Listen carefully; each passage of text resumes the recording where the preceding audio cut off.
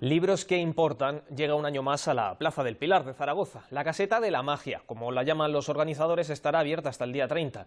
El cambio de ejemplares nos lleva por caminos insospechados y lo hemos comprobado esta mañana. Son los invitados para abrir este año el intercambio navideño de libros. En sus manos el ejemplar que llegará a otra persona que a su vez ha entregado el suyo. He traído El infinito en un junco de Irene Vallejo porque me parece que es una historia de amor a las palabras, maravilloso, maravillosamente escrito. ¿Qué le ha tocado? Sí, lo acabo de recoger, La sombra del viento de Carlos Ruiz Zafón, que bueno, es una buena historia sobre libros también. No son solo novelas, cada uno elige el género y sobre todo el tema que más le gusta o se ajusta a su manera de pensar.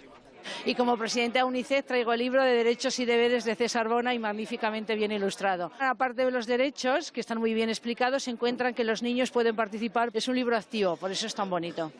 Bueno, pues entrego Historia de España contada para las niñas, que es una obra de una escritora aragonesa, María Bastaros, además muy premiada y que creo que es muy buena para estos tiempos, para entender lo que pasa en el mundo. Vale. ¡Ah, qué chulo! Pero si soy de los 100, que estoy en la web. Tiene buena pinta, sí. Un año feminista y una obra feminista que me llevo muy bien. Podéis traer cualquier libro nuevo, de segunda mano, el que tenéis en casa, y resulta que el que tienen en casa, el que tenemos en casa con las anotaciones, las manchas de café, es el que más pena nos da traer. Un 30% de los libros que se aportan son libros nuevos.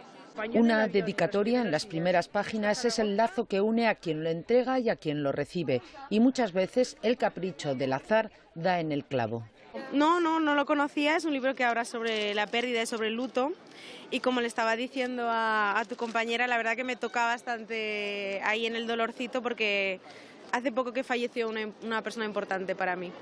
Si quieren vivir la experiencia tienen tiempo hasta el día 30. Recibirán un libro que importa.